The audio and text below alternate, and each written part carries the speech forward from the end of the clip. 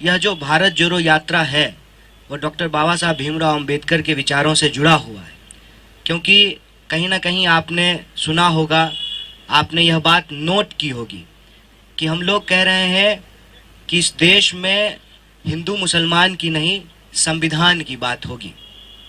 और हम संविधान की अगर बात करेंगे, जो हमारे संविधान की प्रस्तावना है, हम भारत के लोग भारत को एक प्रभुत्व संपन्न, समाजवादी, धर्मनिरपेक्ष, लोकतांत्रिक गणराज्य जब बोलते हैं, इसका मतलब होता है कि शीर्ष पर बैठे हुए व्यक्ति का चुनाव इस देश के आम लोगों के द्वारा होगा।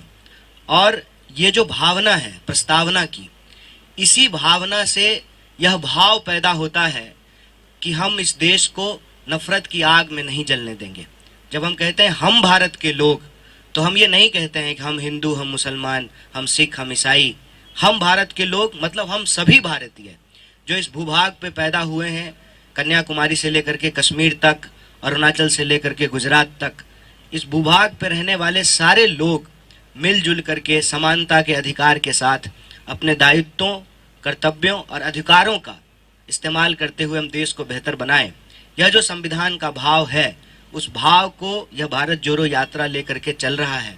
और हमारे देश के लोगों के जो बुनियादी सवाल हैं, क्योंकि देश हमेशा देश के लोगों से बनता है, इसीलिए लोगों के जो सवाल हैं वही देश के सवाल हैं। ऐसा नहीं हो सकता है कि लोग के सवाल अलग होंगे और देश का सवाल अलग होगा। अगर देश के लोग महंगाई से परेशान हैं तो यही देश का भी सवाल है। अगर देश के लोग बेकारी से परेशान हैं तो यही देश का भी सवाल है। इन भावों को लेकर यह भारत जोड़ो यात्रा चल रहा है। तो आज यह बहुत महत्वपूर्ण दिन है भारत जोड़ो यात्रा के लिए, और इसीलिए इस मंच से हम लोग श्रद्धांजलि व्यक्त कर रहे हैं भारत रत्न डॉक्टर बाबा साहब भीमराव अंबेडकर को। जैसा कि जयराम जी ने कहा कि हम गुजरात चुनाव से होकर के आए हैं, और इस संबंध में भी एक बात मैं आपसे साझा करना चाहता हूं। बार बार भाजपा ने अपने कैंपेन में कहा कि राहुल जी नहीं आए हैं चुनाव प्रचार करने के लिए गुजरात।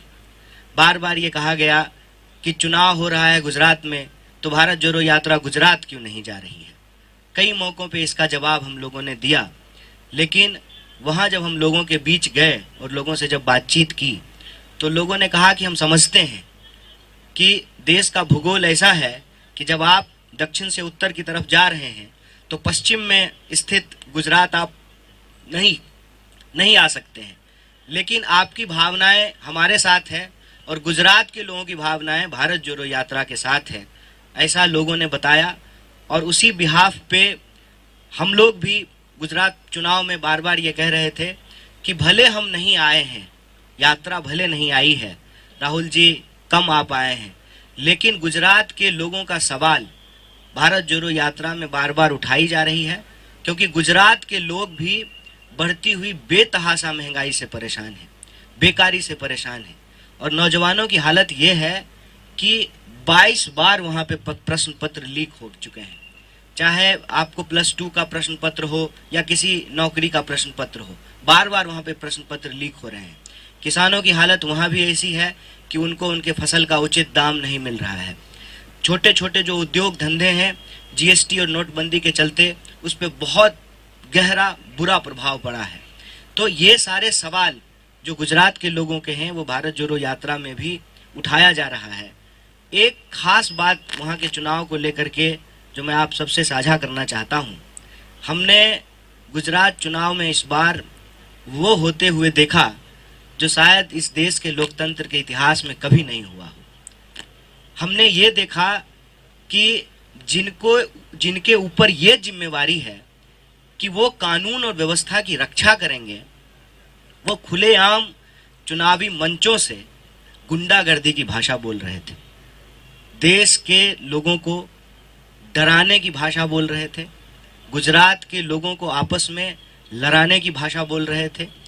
जो उनका जख्म है उसको कुरेद कर उसके ऊपर नमक छिड़कने का काम कर रहे थे, और ये बहुत दुखदाई था। और हमने ये भी देखा कि किस तरीके से संस्थाओं को पंगु बना दिया गया है। आप देखिए, मैं एक उदाहरण आपको देता हूँ कि जब भारत जोड़ो यात्रा में बच्चे आ रहे हैं, जुड़ रहे हैं, तो हमारे खिलाफ कंप्लेन किया गया। और आप गुजरात चुनाव को जब ध्यान से देखेंगे, प्रधानमंत्री स्वयं बैठ करके एक बच्चे से जो है चुनाव प्रचार करवा रहे थे। और मैंने अपनी आंखों से अहमदाबाद में रोड शो देखा माननीय प्रधानमंत्री जी का। उस रोड शो में स्कूल के बच्चे स्कूल का ड्रेस पहने हुए हैं, उसके साथ जो है उनके शिक्षक भी खड़े हैं। उनको ये कहा गया कि आपको भीड़ जुटाना है, आपको भीड़ लेकर के आनी है।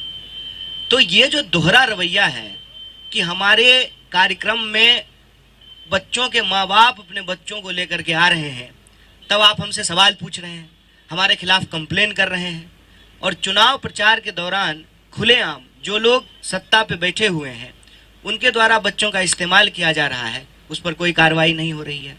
और जहाँ तक भाषा का सवाल है, बात का बतंगड़ बनाया गया हमारे अध्यक्ष जी की जो है बातों का। और आप भाजपा नेताओं की भाषा देखिए कि किस तरह का भाषा का इस्तेमाल किया गया।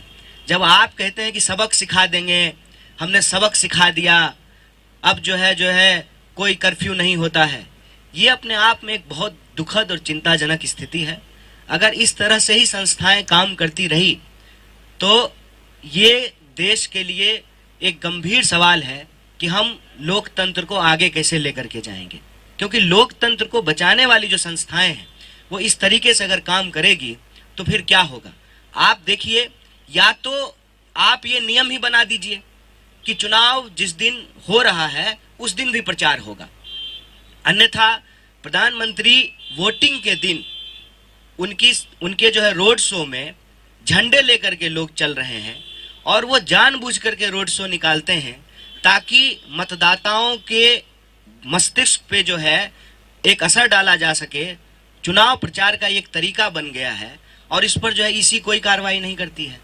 और ये जो प्रक्रिया से संबंधित बातें मैं आपको बता रहा हूँ, उससे ज़्यादा चिंताजनक हालत ये है कि जब आम लोगों से बात कर रहे थे तो उन्होंने कहा कि हम बहुत खुश हैं कि इस देश में एक भारत जोड़ो यात्रा चल रही है जिसमें हमारे सवाल उठाए जा रहे हैं, रोजी रोटी, कपड़ा, मकान, शिक्षा, स्वास्थ्य, सड़क, बिजली, पानी के मुद्दे उठाए जा रहे हैं।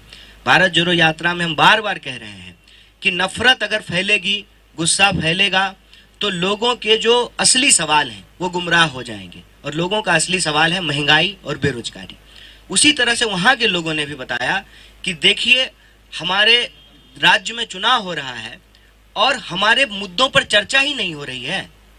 कुपोषण के मामले में गुजरात की स्थिति अच्छी नहीं है, और दुखद स्थिति यह है कि जिनका खुद का परफॉर्मेंस अच्छा नहीं है उन चीफ मिनिस्टर्स को गुजरात बुलाया गया है कि आप आकर के हमारे यहाँ कैंपेन कीजिए।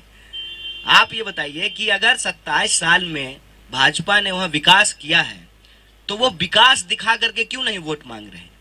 50 से ज्यादा जो है एमएलए के टिकट काटे गए, इसका मतलब वो लोग ठीक से काम नहीं कर रहे थे। अगर ठीक से काम कर रहे थे तो फिर उनका टिकट क्यों काटा गया। चीफ मिनिस्टर्स ऐसे बदले जा रहे हैं जैसे कपड़े बदले जाते हैं। ये जो स्थिति थी उस पे लोगों ने गहरी चिंता व्यक्त की है।